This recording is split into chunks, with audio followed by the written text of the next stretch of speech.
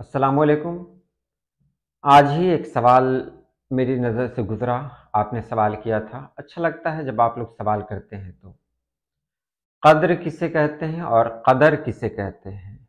ये सवाल बहुत अहम है। लोगों की निगाहें वहाँ तक नहीं जाती हैं और मैं कोशिश करता हूँ कि जहाँ जो उन्वान कहीं और किसी वीडियो में शामिल न किए जाते हों, उन पर मैं वीडियो बनाऊँ।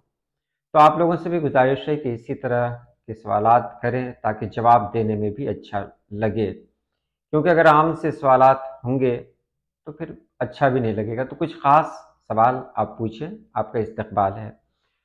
तो चलिए हम वीडियो शुरू करते हैं। इस वीडियो में हम क़द्र के बारे में ही नहीं जानेंगे, बल्कि क़ीदर के बारे में भी जानेंगे। क़ीदर क्या होता है? अगर एराब के बगैर लिखा जाए तो तीनों को एक तरह से ही लिखेंगे, काफ, दाल और रे। बिल्कुल उसी तरह जिस तरह मुल्क है उसको मुल्क पढ़ सकते हैं, मलिक पढ़ सकते हैं, मलक पढ़ सकते हैं, मिल्क पढ़ सकते हैं। इसी तरह यहाँ क़िदर, क़द्र और क़दर, ये तीन अल्फाज हैं।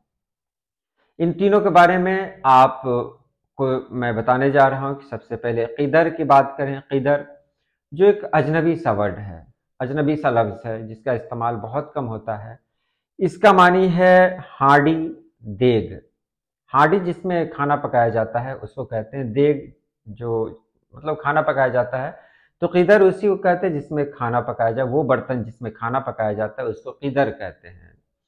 अब उसके बाद बात करें हम क़दर की। क़दर, तो पहले जुमला देख लें आप। इस कदर, जिस कदर, यहाँ पे तो हम ये नहीं कहते हैं जिस कदर। अगर आपको यहाँ पर ये शक है तो चलिए गालिब का ये शेर आपके सामने है। सताइश गर है जाहिद इस कदर जिस बाग़े रिजवां का, वो एक गुलदस्ता है हम बेखुदों के ताक़े निसियां का। तो यहाँ पर उन्होंने कदर का इस्तेमाल किया। देखिए जब इसको मैंने लुगत में देखा तो इस कदर को भी कद्र के रूप में कहीं कहीं पर दिया गया है, इस कद्र। लेकिन हम आम बोलचाल में इस कदर ही बोलते हैं और साथ ही साथ बहुत जगहों पे मैंने देखा कि इस कदर दुरुस्त है। गालिब के शेर की मिसाल मैंने आपको दी है, वहां पर कदर ही इस्तेमाल किया है उन्होंने। तो कदर का मानी क्या होता है जान लें। कदर का मानी होता है तरह या हद तक।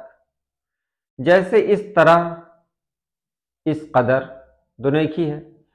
आज इस कदर बारिश हुई या आज इस तरह बारिश हुई। आज इस कदर बारिश हुई या आज इस हद तक बारिश हुई। तो इसका मानी, कदर का मानी होता है तरह या हद तक।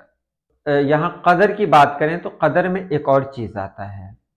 कदर में एक और चीज आता है जिसको कहते हैं मिकदार, तादाद वगैरह। ये भी इसके मानी में है, कदर के मानी में है। तो ऊपर के दोनों हुए और दो मिकदार, तादाद वगैरह ये भी हुए। अब गालिब के शेर की एक मिसाल हमने दे ही दी है। अब बात करते हैं कद्र की। तो कद्र यानी दाल पर जज़म है यानी साकिन है वो। तो कद्र माने होता है इज्जत, बड़ाई, तकदीर, कुदरत। इसी कद्र से तकदीर भी बना है, मुकद्दर भी बना है। तो कद्र ये मतलब इसका मानी है इज्जत, बड़ाई, तकदीर और कुदरत। तो ये तीनों के मानी हुए। तो आपने जाना कि अगर कदीर कहेंगे तो कदीर का मानी होगा हांडी या देग। कदर कहेंगे तो कदर माने होगा इस तरह या ऐसे या हद तक या मिकदार या तादाद। इतने मानी इसके आते हैं।